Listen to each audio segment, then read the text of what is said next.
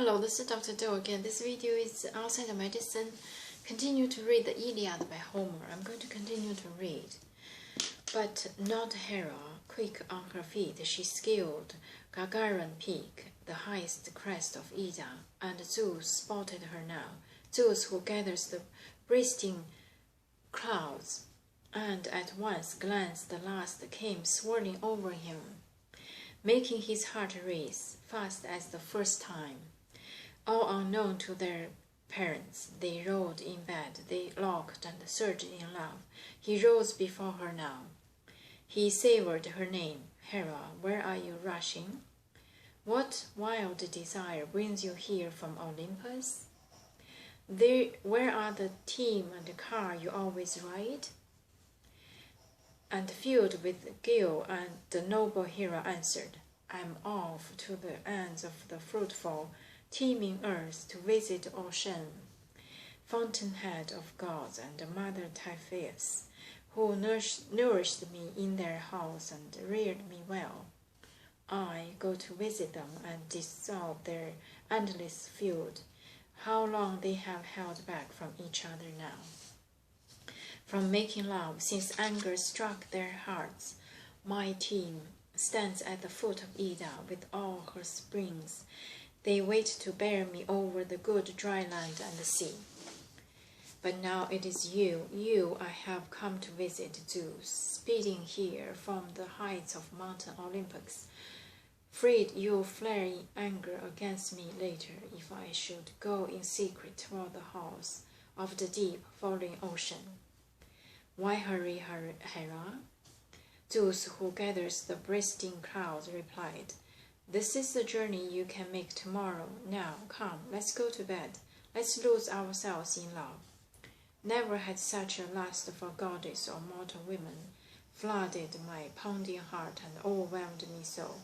Not even then, when I made love to Ixion's wife, who bore me Preferences, rival to all the gods in wisdom. Not when I loved Acrisius' daughter Danae, marvelous ankles and Perseus sprang to life and excel all men alive. Not when I stormed Europa, far-famed Phoenix' daughter, who bore me minions and Rhadamanthus grand as gods. Not even Semele, not even Alcmena, queen of Thebes, who bore me a son, that Lionheart, that Heracles. And Semele bore Dionysus, ecstasy, joy to mankind. Not when I loved Demeter, queen of the lustrous breeze. Not when I begged Leto, ripe for glory. Not even you.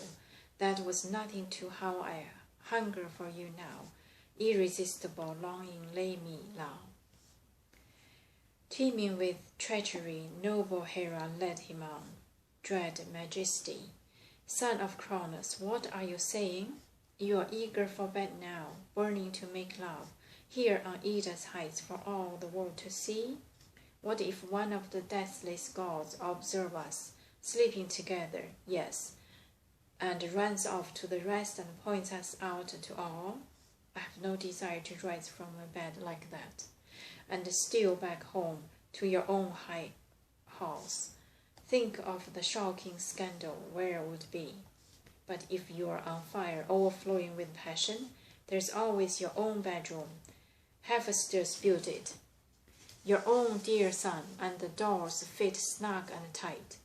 There we can go to bed at once, since love is now your pleasure. And Zeus, who gathers the bursting clouds, assured her, Hera, nothing to fear, no god or man will see us. I will wrap us around in golden cloud so dense, not even the sun's rays. The sharpest eyes in the world, I will pierce the mist and glimpse, making love. With that, the son of Cronos caught his wife in his arms, and under them now the holy earth burst with the fresh green grass. Crocus and hyacinth, clove soaked with dew, so thick and soft, it lifted their bodies off the hard, packed ground. Folded deep in that bed they lay, and round them wrapped a marvelous cloud of gold, and a glistening shower of dew rained down around them both. And so, deep in peace, the father slept on Gargoran Peak, conjured by sleep and strong assaults of love. His wife, locked in his arms, soothing sleep, went rushing off to the ships at once, running a message to Poseidon. Approaching the god who shakes the earth, sleep sent a winged urging. Fight for the Argives now with all your might. Now give them glory, if only a moment glory, long as Zeus still slumber. I've covered him over, sent him into a deep, soothing sleep as soon as Hera seduced the great Zeus to lose himself in love. With that, sleep went dripping off to the famous tribes of man. Steering Poseidon even more to defend the Argives, he suddenly sprang forward into the front ranks, the god's voice rippling strong. Again, you Argives, you are handing victory over to Hector, Priam's son, so he can seize the ships and reap the glory? That is this hope, his prayer, thanks to Achilles. I am bound by the ships and filled with anger still, but Achilles won't be missed so sorely. Not a bit, if the rest of us can rose and defend each other.